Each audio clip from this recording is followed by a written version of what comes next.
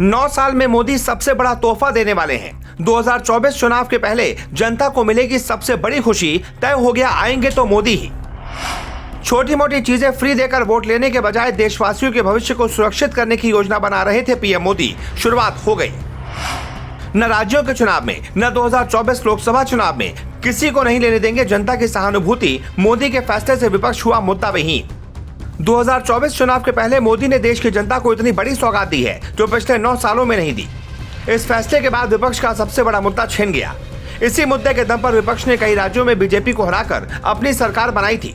अब सबकी नजरें 2024 के लोकसभा चुनाव पर हैं, लेकिन उसके पहले मोदी ने देश हित में फैसला लेते हुए विपक्ष को मुद्दा विहीन कर दिया। दरअसल हिमाचल प्रदेश के विधानसभा चुनाव में कांग्रेस ने पुरानी पेंशन को बड़ा मुद्दा बनाया था और सरकार बनने के बाद इसे लागू करने का ऐलान भी किया था और 2024 चुनाव के लिए इसे एक बड़ा मुद्दा बनाने की कोशिश कर रही है। लेकिन उससे पहले ही मोदी के एक फैसले ने कांग्रेस के इस मुद्दे को खत्म कर दिया और देश की जनता को एक बड़ी सौगात दे दी।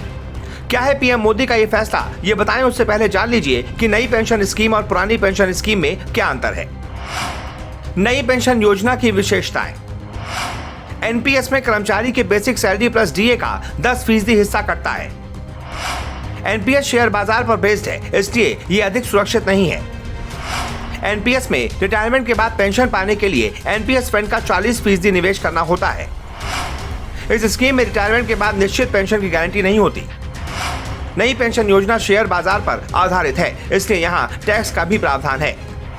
नई पेंशन योजना में 6 महीने बाद मिलने वाले महंगाई भत्ते का प्रावधान नहीं है। आपको बता दें, नई पेंशन योजना 1 अप्रैल 2004 से लागू है। ओल्ड पेंशन स्कीम को दिसंबर 2003 में वाजपेयी सरकार ने खत्म कर दिया था। पुरानी पेंशन स्कीम की विशेषताएं।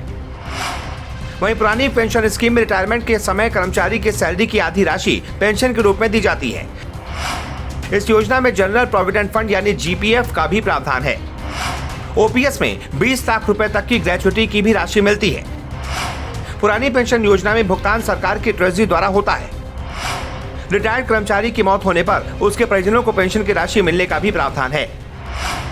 ओपीएस में पेंशन के लिए कर्मचारी की सैलरी से पैसा नहीं कटता। ओपीएस में 6 महीने बाद मिलने वाले डीए का प्रावधान है। इंडियन एक्सप्रेस की रिपोर्ट के मुताबिक पुरानी पेंशन योजना को लागू करने वाले राज्यों में कांग्रेस शासित राजस्थान और छत्तीसगढ़ और हिमाचल प्रदेश शामिल है। वहीं पंजाब राज्य भी है, जहां अभी आम आदमी पार्टी की सरकार है। साथ ही झारखंड की हेमंत सोरेन सरकार ने भी ओपीएस में वापसी का वादा किया है। इसे देखते हुए 2024 चुनाव से पहले मोदी सरकार ने बड़ा फैसला लिया है और 24 मार्च को संसद में वित्त मंत्री निर्मला सीतारमण ने सरकारी कर्मचारियों के लिए पेंशन से संबंधित मुद्दों पर गौर करने के लिए समिति गठित करने का प्रस्ताव रखा है। वित्त मंत्री ने कहा, वित्त सचिव के नेतृत्व में एक कमेटी बनाई जाएगी।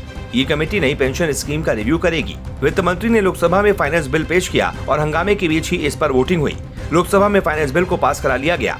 वित्त सचिव टीवी सोमनाथन की अध्यक्षता में पैनल एक दृष्टिकोण विकसित करेगा जो आम नागरिकों की रक्षा के लिए राजकोषीय विवेक को बनाए रखते हुए कर्मचारियों की जरूरतों को संबोधित करता है। इसके अलावा पुरानी पेंशन योजना को बहाल करने वाले कुछ विपक्षी राज्यों पर बहस के बीच केंद्रीय मंत्री निर्मला सीतारमण ने कहा, एक समिति को वित्त सचिव के तहत राष्ट्रीय पेंशन प्रणाली को देखने के लिए स्थापित किया जाएगा। वहीं वित्त सचिव सोमनाथ ने कहा, गठित हुई समिति सभी संबंधित साझेदारों के मुद्दों पर विचार करने का प्रयास करेगी। फिलहाल इस समिति के गठन, सदस्यों और समय सीमा के बारे में कोई अधिसूचना जारी नहीं की गई है। तो इस तरह से पीएम मोदी ने देशवासियों को एक बड़ा तोहफा देते हुए 2024 चुनाव के पहले एक बड़ी लकीर खींच दी है। पुरानी पेंशन के नाम पर राजनीति करने वाली पार्टियों को इससे एक बड़ा झटका लगा है और वो इसकी काट खोजने में जुट गए हैं। लेकिन इस एक ऐलान से करोड़ों देशवासियों को फायदा मिलने वाला है।